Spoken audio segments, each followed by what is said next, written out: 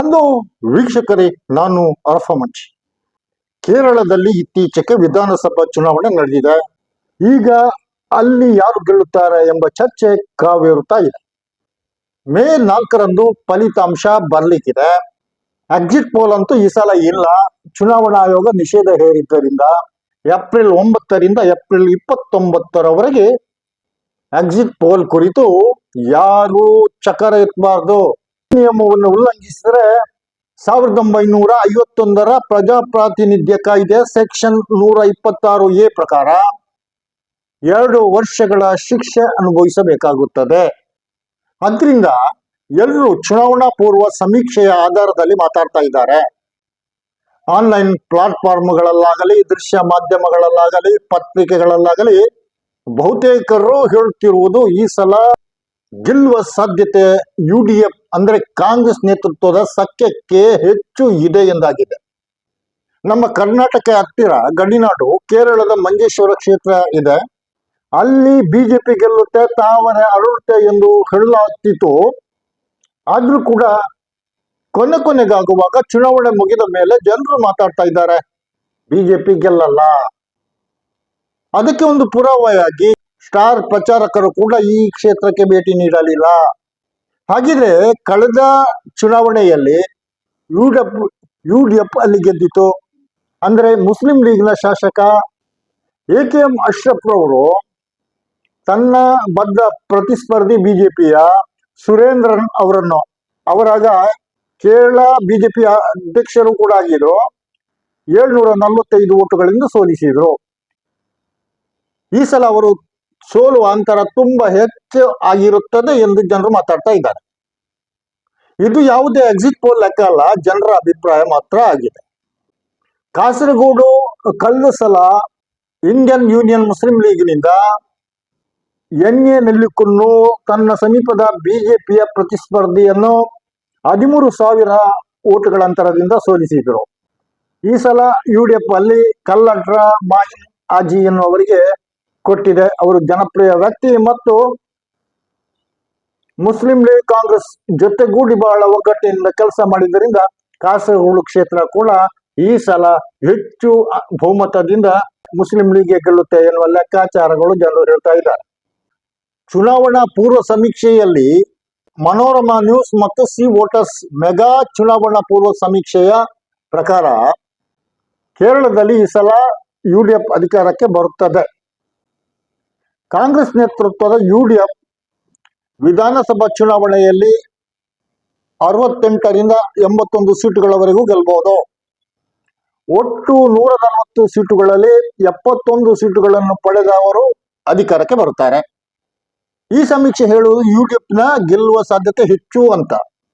Communist ನೇತೃತ್ವದ LDF ಸಖ್ಯ ಸೋಲುತ್ತದೆ ಅಂತ. ಆದ್ರೆ ಕೆಲವು ಸಮೀಕ್ಷೆಗಳ ಪ್ರಕಾರ LDF ಮತ್ತು UDFಗಳ ನಡುವೆ ನೇರ ಪೈಪೋಟಿ ಇದೆ, ಬಿರುಸಿನ ಪ್ರತಿಸ್ಪರ್ಧೆ ಇದೆ.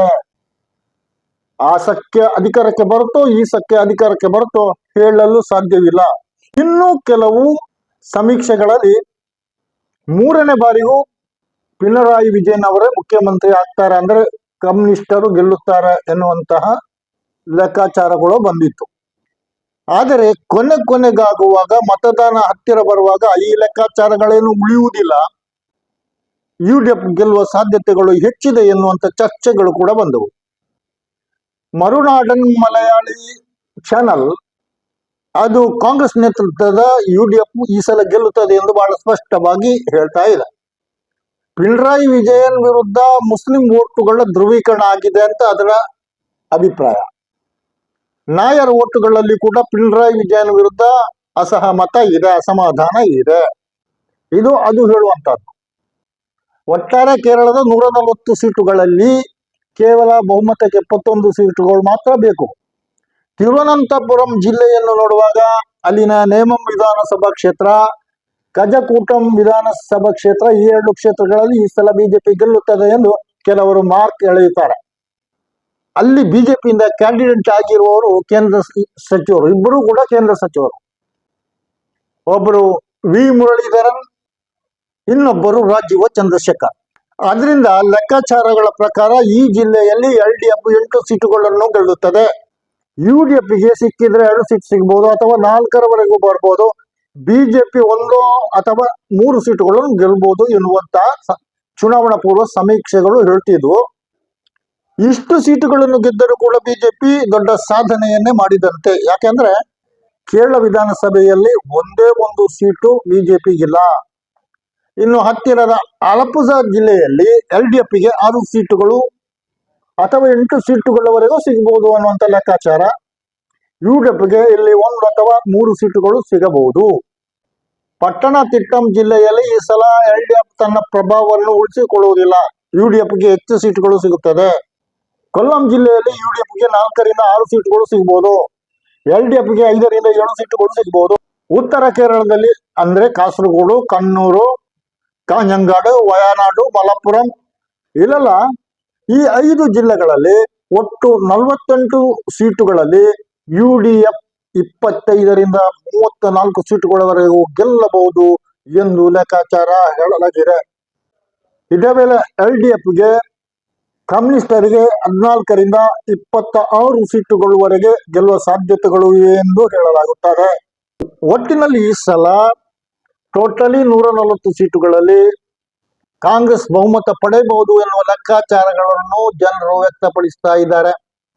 ಕುತೂಹಲ ಅಂದ್ರೆ ಮಂಜೇಶ್ವರಂ ಸೀಟು ಬಿಜೆಪಿ ಗೆದ್ದುಕೊಳ್ಳುತ್ತದೆ ಎನ್ನುವ ಲೆಕ್ಕಾಚಾರ ಉಲ್ಟಾಪಟ್ಟಾಗಿದ್ದು, ಏನಿದ್ರು ಚುನಾವಣೆ ಫಲಿತಾಂಶ ಬರುವಾಗ ಸ್ಪಷ್ಟ ಚಿತ್ರಣ ಏನಾದ್ರೂ ಸಿಗ್ತದೆ. ಕೇರಳದಲ್ಲಿ ಯಾರು ಕೂತುಕೊಳ್ತಾರೆ, LDF UDF ಎನ್ನುವುದು ನೋಡ್ಬೇಕಾಗಿದೆ. ಪಿಣರಾಯಿ ವಿಜಯನ್ ಅವರ ಅದೃಷ್ಟ ಈ ಸಲ ಕೈ ಕೊಡ್ತದ ಎಂದು ನೋಡ್ಬೇಕಾಗಿದೆ.